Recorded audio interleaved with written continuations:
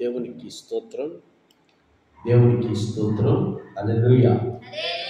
చేరొచ్చిన మీ అందరికీ మన ప్రభువైన యేసుక్రీస్తు నామములో మీ అందరికీ నా హృదయపూర్వక వందనాలు. మంచిది. కొద్ది నిమిషాలు దేవుని యొక్క వాక్యాన్ని మనం ధ్యానం చేద్దాం. వరకు పాఠం ద్వారా ప్రభు నామాన్ని మహిమపరిచి ఉన్నాము. సమయంలో కొద్ది నిమిషాలు దేవుని వాక్యాన్ని మనం ధ్యానం చేద్దాం. ఈ 28వ శ్రమ ధ్యానాల యొక్క కూడికను ఈ వాక్యం ద్వారా దేవుడు నీతో నాతో మనందరితో ఈ వాక్యం ద్వారా మాట్లాడతాడు కనుక ఈ వాక్యాన్ని మనం ధ్యానం చేసుకుందాం. చూడండి,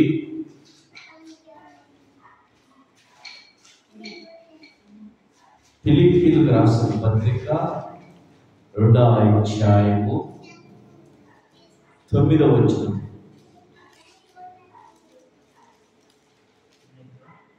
రెండవ అధ్యాయం 9వ వచనం. ఫిలిప్పీయులకు అందుచేతను పరలోకమందున్న వారిలో గాని భూమి మీద ఉన్న వారిలో గాని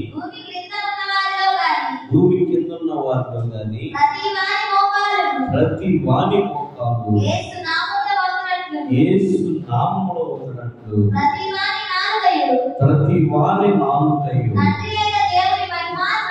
తండ్రి అయిన దేవుని మహిమార్థమై యేసుక్రీస్తు ప్రభువని ఒప్పుకున్నట్లును దేవుడు ఆయనే అధికముగా హెచ్చించి ప్రతి నామమునకు పై నామమును ఆయన అనుగ్రహించెను. చాలా చిన్న ప్రార్థన చేసుకుందాం. కళ్ళు మూసుకోనండి, ప్రార్థన చేసుకుందాం. ప్రేమ కలిగిన తండ్రి, చిన్నలాసిగా జీవాధిపతైన తండ్రి, నీకు వందనాలు, స్తోత్రాలు అయ్యా. గత దినమంతా కూడా మమ్మల్ని కాచి కాపాడారు. ఈ సోమవారం సాయంత్రం 28వ శ్రమ ధ్యానాల యొక్క కూడికను అయ్యా ఇంతవరకు పాట ద్వారా నీ నామాన్ని కనపరిచినాం. ఈ సమయంలో కొద్ది నిమిషాలు ఈ మాటలతో మేమునైనా అయా ధ్యానం చేయవచ్చుండగా అల్పుడి నన్ను నీ శిలుచాలను భద్రపరుచుకొని నా నోరుని గోరుగా వాడుకోమని పిలుచున్న వారందరితో మాట్లాడమని యేసునామములో వేడుకుంటున్నాం తండ్రి, ఆమేన్. మంచిది. 22వ అధ్యాయము 9వ వచనంలో 10వ వచనం కూడా చదివాం కదా. ఆ 10వ వచనం చదువు. చూడండి, భూమి మీద ఉన్న వారిలో గాని భూమి కింద ఉన్న వారిలో గాని ప్రతి వాని మోకాలును యేసు నామములో వంగునట్లు ప్రతి వారి నాలుకయు తండ్రి అయిన దేవుని మహిమార్థమై యేసుక్రీస్తు ప్రభువని ఒప్పుకొనున్నట్లును దేవుడు ఆయనను అధికముగా హెచ్చించి ప్రతి నామముల పైనామముగా ఆయన్ని అనుగ్రహించెను. చూడండి, ప్రతి నామములో పైనామము పాట రాశారు. అన్ని నామములు కన్నా పైనామము క్రీస్తు నామము, కనపరచబడిన క్రీస్తు నామము, యేసు నామము జయ జయము సదాము యేసు నామము జయ జయము సదాము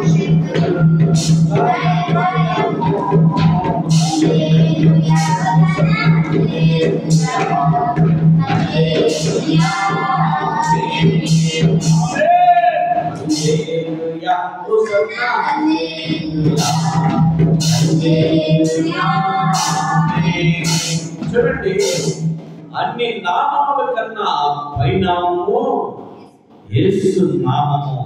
చూడండి, యేసు నామములో నువ్వు ఉద్ధరించగలిగితే, యేసు నామములో నువ్వు చెప్పగలిగితే దురాత్మ శక్తులకి మంటలు కలుగుతుంది పిల్లారా. దురాత్మ శక్తులకి మంటలో, అపవిత్రాత్మలకి మంటలో పారిపోతే యేసు నామం చెప్తే, యేసు నామములో ఆజ్ఞాపిస్తున్నాను, ఓ దురాత్మ శక్తి రా బయటికి అని ఆజ్ఞాపిస్తే యేసు నామములో దురాత్మ పరుగులు తీస్తూ బయటకు వచ్చింది పిల్లారా. ఇది నిజం. చూడండి, అన్ని నామముల కన్నా పైనామం ఎంతో ఎంతో శ్రేష్టమైన నామము, అది యేసుని నామము. చూద్దాం మనం వాక్య భాగంలో.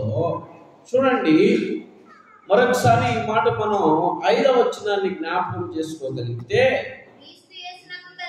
క్రీస్తు యేసునకు కలిగిన ఈ మనస్సు మీరును మనస్సు. ఆ మనస్సు ఏ మనస్సు? క్రీస్తు యేసుకు కలిగినటువంటి మనసు. ఏ మనసు అంటే చూద్దాము.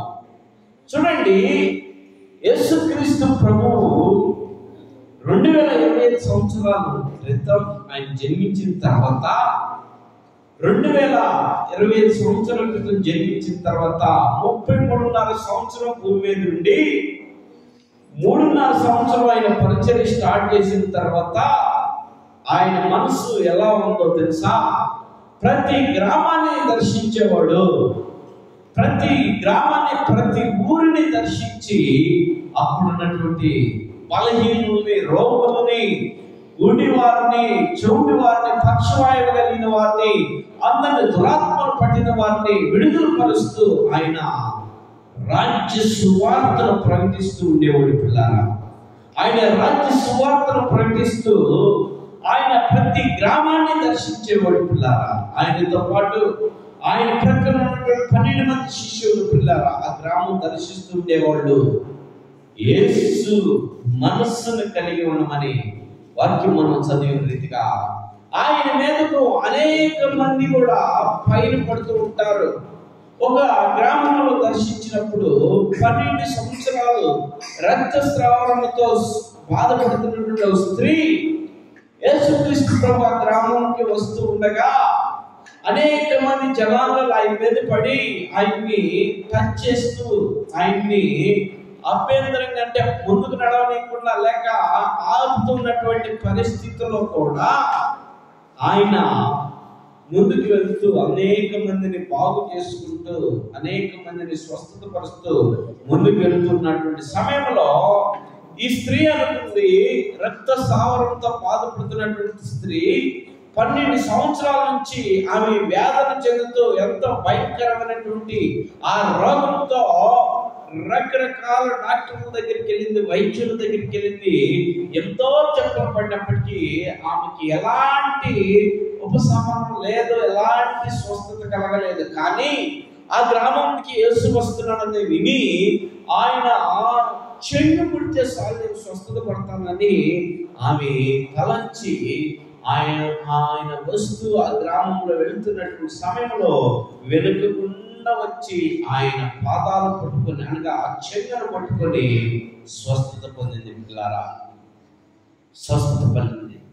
ఎవరో వచ్చి అనేక మంది, చూడండి మనసుల గురించి చెబుతున్నాను నేను, ఎవరో వచ్చి అనేక మంది ఆయన మీద పడి, ఆయన నెట్టి, ఆయన మీద పడుతూ, ఆయన కొట్టుకుంటూ, ఆయన తాగుతూ వెళ్తున్నటువంటి వారందరిలో కూడా, ఎంతమంది నెట్టుకుంటూ వెళ్తున్నా కూడా యేసు ఆయన ముట్టింది ఎవరని ఆగిపోయి ఆ మనస్సు చూడండి ఆమె కోసం ఎదురు చూశాడు. ఆమె గడగడలాడుతుంది. చూడండి, ఆ ముట్టినట్టు ఆమె అక్కడ నిలిచిపోయింది. ఆ ముట్టగానే వెంటనే ఆమె నొప్పి తగ్గిపోయింది, ఆ రక్తధార ఆగిపోయింది. ఆమె నిలబడిపోయింది. యేసు నిలబడిపోయాడు, వెనక్కి తిరిగి చూశాడు. శిష్యులు అన్నారు, పద ఏంది ఆగావంటే యేసు చెబుతున్నాడు, ఎవరో నన్ను ముట్టుకున్నారు, ఎవరో నన్ను ముట్టుకున్నారు, నాలో నుంచి ఒక ప్రభావము బయటకు వచ్చింది. ఎవరో నన్ను ముట్టుకున్నారు అనే మాట చెప్పినప్పుడు శిష్యులు తొందరపడ్డారు. ఏందయ్యా మాట, ఎవరో ఎవరో నన్ను ముట్టుకున్నారంటావేంది, ఎంతమంది పైన పడుతున్నారు చూస్తున్నావు కదా, మమ్మల్ని నెడుతున్నారు, మమ్మల్ని నెట్టేస్తున్నారు, నీ మీద పడుతున్నారు, నిన్ను పట్టుకుంటున్నారు, నిన్ను తాగుతున్నారు, నిన్ను కదలనీయట్లేదు, అన్నీ చూస్తా కూడా ఎవరు నన్ను ముట్టుకున్నారంటావేందని శిష్యులు యేసు ప్రభుని ప్రశ్నించారు. యేసు ప్రభు అన్నాడు, కాదు, ఎవరో నన్ను ముట్టుకున్నాడు అన్నాడు. ఎవరో నన్ను ముట్టుకున్నారు అన్నాడు. మరలా ఆ మాట అన్నప్పుడు ముందు నడుచుకుంటూ వెళ్ళే వాళ్ళందరూ ముందుకు వెళ్ళిపోయారు. ఆమె మాత్రమే ఉన్నది, ఆయన మాత్రమే ఉన్నారు. ఆయన నేనేనయ్యా అంది. కుమారి, నీ విశ్వాసము నిన్ను రక్షించింది, నీ విశ్వాసము నిన్ను స్వస్థతపరిచింది, నీ విశ్వాసము నిన్ను బాగు చేసింది. చూడండి ఎంత మంచి మనసు. ఆమెను అడగలేదు, ఎందుకు ముట్టుకున్నావు నన్నని, ఎందుకు ముట్టుకున్నావు నన్ను అన్నాడా? అమ్మా అన్నాడా? ఎందుకు ముట్టుకున్నావు నన్ను అని అన్నాడా? అనలేదు. చిరాగ్గా, అంటే నడుచుకుంటూ వెళ్ళేవాళ్ళు, పాదయాత్ర చేసేవాళ్ళని వెనక్కి వెళ్ళి గబాలను కొట్టుకుంటే ఆగిపోయి ఎందుకు ముట్టుకున్నావు ఏంది అని అంటారు కదా, కోప్పడతారు కూడా. కానీ అక్కడ కోప్పడైనా, కుమారి, నీ విశ్వాసము నిన్ను రక్షించింది, నీ విశ్వాసము నిన్ను స్వస్థత కలిగించింది. చూడండి ఎంత మంచి మనసు. ఆయన చెంగు ముట్టంగానే స్వస్థత పడింది.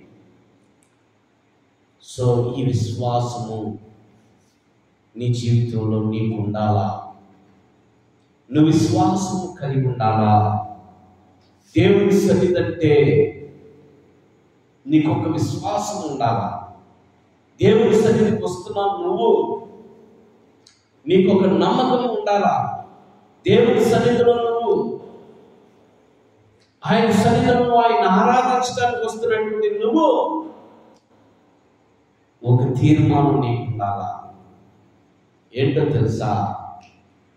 నువ్వు ఆరాధిస్తున్నటువంటి యేసు జీవము కలిగినటువంటి దేవుడు. ఇలారా, సర్వ సృష్టికి కారణభూతుడు, సర్వాధికారి, సర్వోన్నతుడు, సర్వాంతరాయము కలిగినటువంటి దేవుడు. మరి నువ్వు విశ్వాసముతో దేవుని సన్నిధికి రాకుండా అవిశ్వాసంతో నువ్వు వచ్చి, నాకు రోగం తగ్గలేదు, నాకు నెమ్మది లేదు, నేను అప్పుల్లో ఉన్నాను, నాకు ఆ శోధనలు ఉన్నాయి, నాకు ఈ శ్రమలు ఉన్నాయి, నాకు ఈ కష్టాలు ఉన్నాయి, నాకు ఈ బాధలు ఉన్నాయి, నాకు దేవుడు ఏం చేశాడు, నాకు దేవుడు ఏం సహాయం చేశాడు, నాకు దేవుడు ఏ ఆరోగ్యాన్ని ఇచ్చాడు, నాకు దేవుడు ఏ ఆహారం ఇచ్చాడు, దేవుడు నన్ను ఏమి బాగు చేశాడు అని నువ్వు ప్రశ్నిస్తూ ఉంటావు కదా. నీలో ఏమి లేదు, నీలో విశ్వాసం లేకుండా నువ్వు దేవుని సన్నిధికి వస్తే ఉపయోగమే ఉంది. హెబ్రీ పత్రిక, విశ్వాసం లేకుండా దేవునికి ఇష్టడైన అసాధ్యమనే మాట. నువ్వు విశ్వాసం లేకుండా, దేవుని పట్ల నీకు నమ్మకం లేకుండా నువ్వు దేవుని సన్నిధికి వచ్చి నిద్రపోతూ, దేవుని సన్నిధికి వచ్చి వాళ్ళతో వీళ్ళతో ముచ్చుట్లాడుతూ, దేవుని సన్నిధికి వచ్చి అటు ఇటు తిరుగుతూ, దేవుని సన్నిధికి వచ్చి నువ్వు ఏ రకరకాల ఊహల్లో రకరకాల ఆలోచనలు ఉంటే నీకు దేవుని జీవితంలో ఏమేమి జరిగిస్తాడు, ఏమేమి జరిగిస్తాడు నీ జీవితంలో.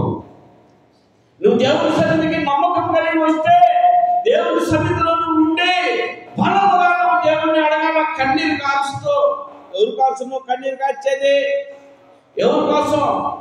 నీ కొరకు, నీ కుటుంబం కొరకు, మా కొరకు కాదు, ఇరుగు పొరుగు వారి కొరకు కాదు, మీ బంధువుల కొరకు కాదు, నీ కొరకే కదా నువ్వు కన్నీరు కార్చేది. నీ కన్నీరు కారుస్తూ నువ్వు విశ్వాసం కలిగి దేవుని అడిగితే దేవుడు స్వస్థతనిస్తాడు, దేవుడు బాగు చేస్తాడు, దేవుడు లేవనెత్తుతాడు, దేవుడు బలపరుస్తాడు, దేవుడు నీకు అన్ని విషయాల్లో నీకు సహాయం అందిస్తాడు.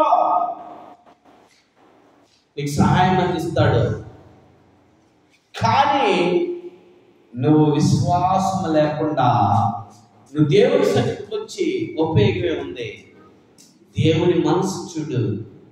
నువ్వే స్థితిలో వచ్చినా, ఏ అవిశ్వాసంతో వచ్చినా, ఏ నమ్మకం లేకుండా దేవుని సన్నిధికి వచ్చినా దేవుడు నిన్ను విడిచిపెట్టట్లేదు. దినం పోషిస్తున్నాడు, దినం సంరక్షిస్తున్నాడు, దినం బాగు చేస్తున్నాడు, దినం ఆహ్లాదకరంగా నిన్ను ఆనందింపజేస్తున్నాడు. అసలు దినాన్ని నువ్వు లేచి నీ పనులు నువ్వు చేసుకోగలుగుతున్నావంటే, ఈ దినం నువ్వు చూడగలిగావంటే దేవుని మనసు చూడు ఎంత మంచిగా ఉందో. నువ్వు ఈ దినం చూడగలిగావంటే ఎంత మంచి మనసు దేవునిది. ఎలా చూసి ఆ చూసిన వాళ్ళు మాయమైపోతూ ఉన్నారు. ఫ్లెక్సీల్లో చూస్తున్నాం. నాకు తెలిసిన కానిస్టేబుల్ కుర్రాడు నాకు చీరాల్లో వంట చేశాడు. ఈరోజు నేను చూసాను, అతను చనిపోయి ఉన్నాడు. ఆయన ఫోటో వచ్చింది. కుర్రాడు బ్రదరు చాలా మంచోడు, చాలా పవర్ఫుల్గా ఉంటాడు, మంచి హైట్ కుర్రాడు. అతను ఫోటో చూడంగానే నాకు చాలా బాధ వేసింది. ఇటు చూసి అటు చూడగానే మాయమైపోతున్నారు జనాలు, మనుషులు. నీటి మీద బుడగ లాంటిది మరణం, ఆవిరి లాంటిది మరణం. మరణం ఎప్పుడు ఏ టైంలో వచ్చింది ఎవరికి తెలియదు. మరణ దూత గ్రామాల్లో సంచరిస్తూ ఉన్నది. సమాధానం లేకుండా, శాంతి లేకుండా, సమస్యలతో, ఇబ్బందులతో, శోధనలతో ఈ మరణ దూత గర్జించే సింహం వలె కిటికీల్లో తొంగి చూస్తూ ఉన్నది. ఈ మరణ దూత పిల్లరా, అలాంటి పరిస్థితిలో దేవుడి మనసు చూసేవాళ్ళు దేవునికి ఎంత వ్యతిరేకంగా జీవిస్తున్నా, దేవునికి ఎంత దూరంగా నువ్వు జీవిస్తున్నా, నీ తలంపులు దేవునికి ఎంత దూరంగా ఉన్నా, నీ ఊహలు దేవునికి ఎంత దూరంగా ఉన్నా, నీ కోరికలు దేవునికి ఎంత దూరంగా ఉన్నా, కానీ దేవుడి మనసు నీ మీద ఉన్నది. ఎందుకో తెలుసా? నిన్ను తన అరచేతులతో చెక్కుకొని ఉన్నాడు. నిన్ను నా చూడు, నువ్వు నా అరచేతులతో నేను చెక్కి ఉన్నాను అన్నాడు. నీ కొరకు జీవము కలిగినటువంటి ఆయన రక్తాన్ని నీ కొరకు దారపోసాడు. ఆయన రక్తాన్ని దారపోసాడు. అందుకనే నీ మీద ప్రేమ, నీ మీద మంచి మనస్సుతో నీ కోసం ఎదురు చూస్తున్నాడు. నా కుమారుడా, కుమార్తె, నన్ను అనుసరిస్తావని, ఈ లోకంలో ఉన్న జరిగే కార్యకలాపాలన్నీ విడిచిపెట్టి నీ మనసును నిర్మలముగా ఉంచుకొని, నీ మనసును నెమ్మదిగా ఉంచుకొని, నీ మనసు నా వైపు మళ్ళిస్తే నేను నీ వైపు చూస్తూ నీకున్న రోగాల్ని, నీకున్న బాధలు, నీకున్న సమస్యలు, నీకున్న కష్టాలు, ఇబ్బందులు, ఇరుకులన్నిటిని కూడా నేను తొలగించగలను. ఐయామ్ ఎల్ షడాయ్,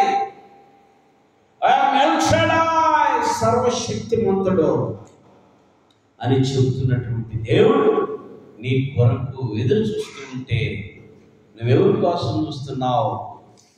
ఎవరి కోసం చూస్తున్నావు? నువ్వు ఎవరిని ఉద్ధరిస్తున్నావు? నువ్వు లోకాన్ని ఉద్ధరిస్తున్నావు. నువ్వు గుర్తుపెట్టుకో. లోకాన్ని ఉద్ధరిస్తున్నావు. నువ్వు గుర్తుపెట్టుకో. లోక తలంపుల్ని ఉద్ధరిస్తున్నావు. గుర్తుపెట్టుకో. లోకంలో ఉన్న వాటిని నువ్వు ఆహ్లాదిస్తున్నావు. గుర్తుపెట్టుకో. లోకంలో ఉన్న వాటిని నాకు కావాలని లాక్కుంటున్నావు. నువ్వు గుర్తుపెట్టుకో. వలేసి లాక్కుంటున్నావు. ఈ వలలో నువ్వే చిక్కుకుంటున్నావు. నువ్వేసుకున్న వల నువ్వే పడిపోతున్నావు. మరి ఆ వలను ఎవరు తీయగలరు? నీ వల్ల కాదు. నువ్వేసుకున్న వల్ల నువ్వు తీసుకోగలవా? తీలేవు. సముద్రంలో జాలర్లు, చేపలు వల వేస్తే వాళ్ళు లాగాల, వాళ్ళు వేస్తున్నారు. అదే వల వాళ్ళు వేసుకుంటే లాక్కోగలరా? తీలేరు. నువ్వేసుకునేటువంటి వలలో నువ్వే ఇరుక్కుపోతున్నావు. ఏ వల వేసుకుంటున్నావు తెలుసా? అపవాది ఏర్పరిచినటువంటి ఈ లోకము కార్యకలాపాల వలలో నువ్వే వేసుకుంటున్నావు. ఆ వలలో నువ్వు చిక్కుతున్నావు. అప్పుడు నాకు అది కాలేదు, నాకు స్వస్థత రాలేదు, నాకు సమాధానం లేదు, నాకు అప్పుల పాల్లో ఉన్నాను, నాకు అప్పులు తీరలేదు, నా రోగం మానలేదు, నా ఇంట్లో సమాధానం లేదు, నాకు శాంతి లేదు, నాకు ఉద్యోగం రాలేదు, నాకు అది రాలేదు, నాకు ఇది రాలేదని చెప్పుకుంటే ఏమొచ్చింది నీకు? ఆలోచించే ఈ రాత్రి నువ్వు ఎవరు తట్టుతున్నావు, నువ్వెవరు తట్టు తిరుగుతున్నావు? యేసు చెప్పిన మాట పిల్లలు చూడండి. ఆ యొక్క పత్రికల ఎఫెసీయుల పత్రిక 2వ అధ్యాయము 9వ వచనంలో 10వ వచనంలో ఉంది. మరొకసారి ఆ మాట చదువమ్మా. భూమి మీద చదువు. భూమి మీద ఉన్న వారిలో కానీ, భూమి కింద ఉన్న వారిలో కానీ ప్రతి వారి మోకాలు యేసు నామములో వంగినట్లు. చూడండి, ప్రతి వారి మోకాలు యేసు నామములో వంగినట్లుగా, యేసు నామములో వంగినట్లుగా. చూడండి, భూమి మీద మానవుని భూమితో మానవుని భూమి మీద ఉన్నటువంటి మట్టి తీసుకొని మానవుని తయారు చేశాడు దేవుడు. మానవుడికి చూడండి, ప్రతిదీ భూమి మీద ఉండే మానవుడికి కావాల్సింది. ఇనుము కానీ, బంగారం కానీ, ఎత్తుడు కానీ, ఆహారం కానీ, ప్రతి వస్తువు కూడా భూమినే ఇంక్లూడ్, భూమిలో ఉండే తాగటానికి కానీ, నడపటానికి కానీ ఏదైనా భూమిలో నుండే తీసాడు దేవుడు. భూమికే సమర్పించాడు. భూమి నుండే నువ్వు జీవించాలా, భూమికే చేరింది ఈ శరీరం. చూడండి, ఎంత ఎంత ఎంత క్రిటికల్గా, ఎంత మంచి ఆలోచనతో. ప్రతి వస్తువుకి గ్యారెంటీ ఉంది, కానీ నీకు గ్యారెంటీ లేదు. నువ్వు ఎక్కడికి వెళ్ళాలా? ఎక్కడికి వెళ్ళాలమ్మా చెప్పు? ఏ ఊరి మీది? ఎక్కడికి వెళ్ళాలా? భూలోకానికి వెళ్ళిపోవాలి. భూమి మీదకి మళ్ళా ఇప్పుడు భూమి మీద నడుస్తున్నావు, నువ్వు గుర్తుపెట్టుకో. అవునా కదా? భూమి మీదే కదా నువ్వు నడుస్తుంది, భూమి మీదే కదా నీ ప్రయాణం, భూమి మీదే కదా నువ్వు నడుస్తుంది, భూమి మీదే కదా నీ ప్రయాణం. భూమిలోకి వెళ్ళాలా? అర్థమైందా? చచ్చిపోయిన వాళ్ళని ఆడబెడతారు చెప్పండి? భూమిలో పెడతారా, భూమి మీద పెడతారా? భూమి లోపల 2 అడుగులు కొట్టాయి తీసి పూడిసేస్తారు. ఎందుకో తెలుసా? వాసన కంపు కొట్టిద్దని పిల్ల. చూడండి, ప్రతిదీ భూమిలో నుండే మనకి సహాయం అందేది. నిన్ను కూడా భూమిలోకే చేర్చేది, గుర్తుపెట్టుకో. ఆయన మనసు ఎలా ఉంది? నువ్వు ఉదయాన్నే చూస్తున్నావంటే, రాత్రి చక్కగా నిద్రపోతున్నావంటే ఆయన మనసు నీ మీద ఉన్నది. నువ్వు మాత్రం ఆయన మీద నీ మనసుని పెట్టకుండా నువ్వేం చేస్తున్నావు? నీ ఇష్టానుసారంగా జీవిస్తున్నావు. నీ ఇష్టానుసారంగా నువ్వు జీవిస్తే, నీ ఇష్టానుసారంగా నువ్వు బ్రతికితే, నీ ఇష్టానుసారంగా నువ్వు తిరిగితే, నీ ఇష్టానుసారంగా నువ్వు మాట్లాడితే, నీ ఇష్టానుసారంగా నువ్వు బ్రతికితే, నువ్వు ఇష్టానుసారంగా తింటే, నీ ఇష్టానుసారంగా నువ్వు ఉంటే, అది దేవుడు ఒక దినాన్ని లెక్కడుతాడు. నువ్వు చనిపోయేది ఖాయం. నువ్వు వెళ్ళాల్సింది ఎక్కడికి? నరకానికి. నువ్వు చనిపోతే నరకానికి వెళ్తావు. నీ ఇష్టానుసారంగా నువ్వు జీవిస్తే, ధనవంతుడు తన ఇష్టానుసారంగా జీవించాడు, ఆయన నరకానికి వెళ్ళాడు, పాతాళంలోకి వెళ్ళి అగ్ని చేత కాల్చబడి వేతన పడుతున్నాడు. ధనవంతుడు వేతన పడుతున్నాడు పాతాళంలో. పేదవాడు లాజరు తన ఇష్టానుసారమైన జీవితం జీవించలేదు.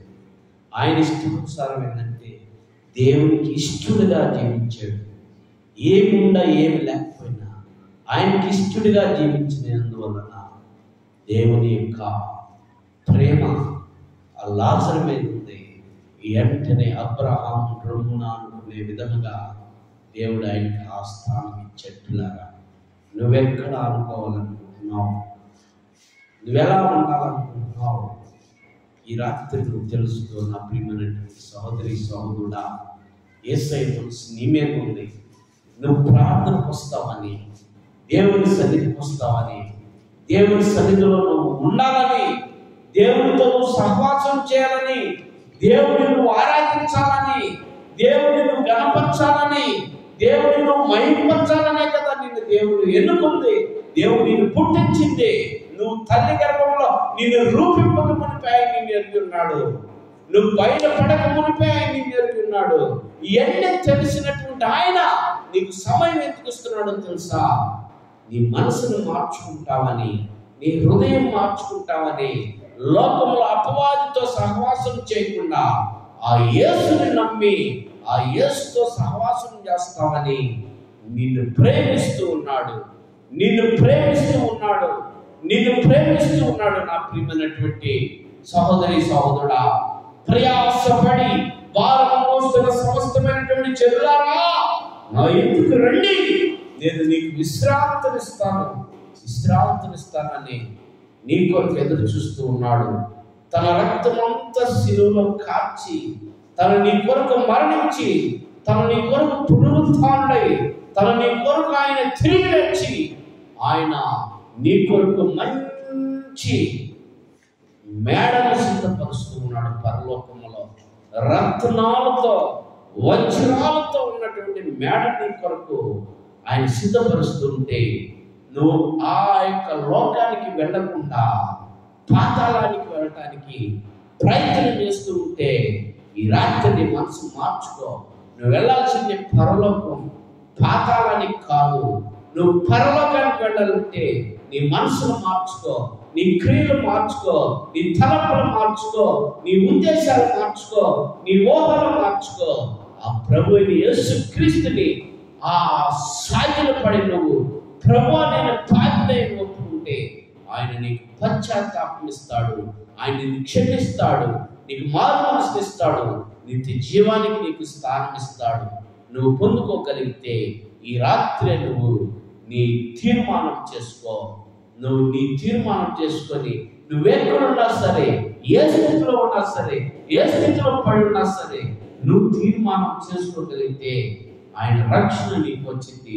నిత్య జీవానికి వెళ్తావు, లేకపోతే నిత్య నరకానికి వెళ్తావు. నా ప్రియమైనటువంటి సహోదరి సహోదరుడా, నిత్య నరకం నీకు అవసరం లేదు. నిత్య జీవం మాత్రమే నీకు అవసరం. నిత్య జీవంలో నువ్వు ప్రవేశించడానికి ఆయన ఎదురు చూస్తున్నాడు. నా కుమారుడా, నా కుమార్తెని నువ్వు ఈ రాత్రి తీర్మానం చేసుకొని ఆయన పాదాలు పట్టుకొని నిత్య జీవానికి వెళ్ళటానికి నీ మనసును మార్చుకో, నీ హృదయం మార్చుకో. దేవుడి కొద్ది మాట దీవించును గాక. ఆమేన్, ఆమేన్, ఆమేన్. ప్రార్థన